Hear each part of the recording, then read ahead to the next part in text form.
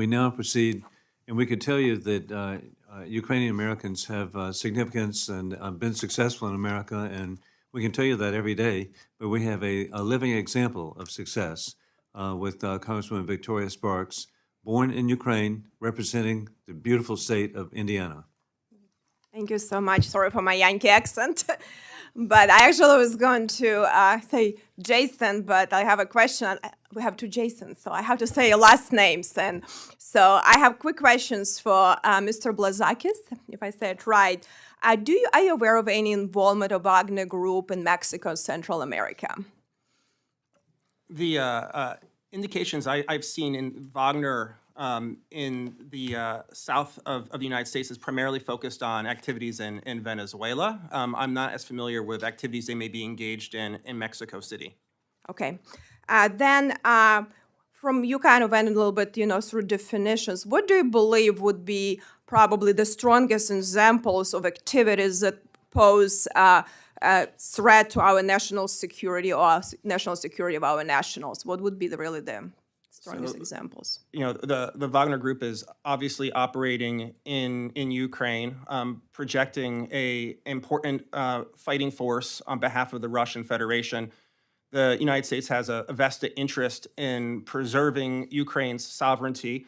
The criteria for designating foreign terrorist organization, the third criteria is the group's activity being carried out by the group a threat to U.S. national security interests? So inherently, the group's activities in Ukraine represent a threat to U.S. national security interests, specifically our foreign policy and broader geostrategic interests. And then I think Justyna mentioned a specific attack the group was engaged in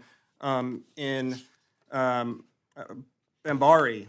Again, the activity in places like Bambari and the Central African Republic, the activity of the Wagner Group and Mali elsewhere that have been well documented where civilians are being killed, is providing propaganda coups also at the same time for groups like ISIS and Al-Qaida who are reconstituting in that part of the world. So in fact, Wagner Group is not helping the situation. It's inflaming the situation and providing more leverage to ISIS and Al-Qaida and more space to operate freely. So in that sense, it's also a threat to U.S. national security interests. Have you actually been, working on European security, but I had a lot of different issues recently came up with situation in Africa and really involvement in China. Have you seen any increase in activity, or is still the same what really Wagner Group is doing and the collaboration with China, Chinese Communist Party in Africa?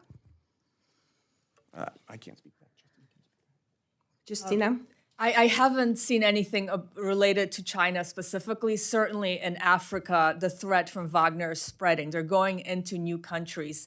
As the rest of the world is isolating Russia, Wagner threat is spreading. They're looking to join other countries, all, like Burkina Faso, all very resource-rich countries. I can't speak to the China. But isn't it Wagner Group is really used to support a lot of corrupt governments in Africa that China likes to work with because our people don't want to work with them, right? And there is a lot of control of resources that has really come out now with a lot of different issues. And it seems like it's, I hear from people from Africa that there is increasing activity there in the recent times. So maybe that's not something.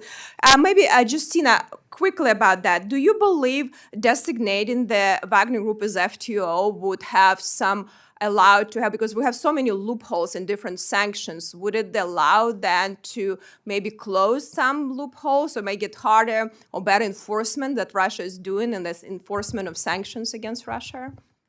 Yes, definitely. I think the FTO tool is just a stronger tool than sanctions because it brings to bear another separate law, and that is the material support statute. It is a criminal statute, as has been discussed, is extraterritorial. So the prosecution can occur against foreign persons.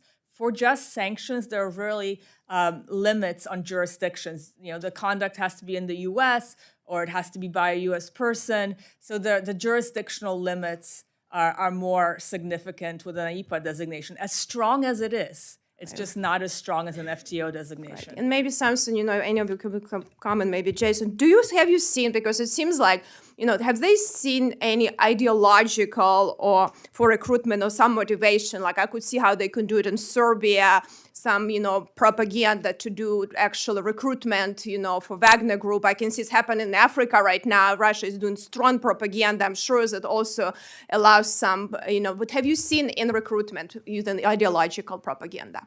Well, certainly, and thank you. That touches on some of my statements about essentially imposters. And there is some reporting in Belarus that Wagner went and trained a private military company in Belarus to also engage in offensive operations. There's some news reporting about that. I believe the name of the entity is Guard Service. And then to speak, at least to address one of your earlier questions, there's also some reporting about Wagner's attempts to engage in disinformation campaigns in Mexico. This was allegedly pre-COVID, but that was a plan that was shut down allegedly. There's a Politico report that came out in February addressing some of their global ambitions in this regard. So I think the risk is real, not just about recruitment, but continued disinformation campaigns across continents. Okay, my time has expired. Thank you. You're back. Thank you very much, Congresswoman Spartz, and we appreciate her Indiana accent.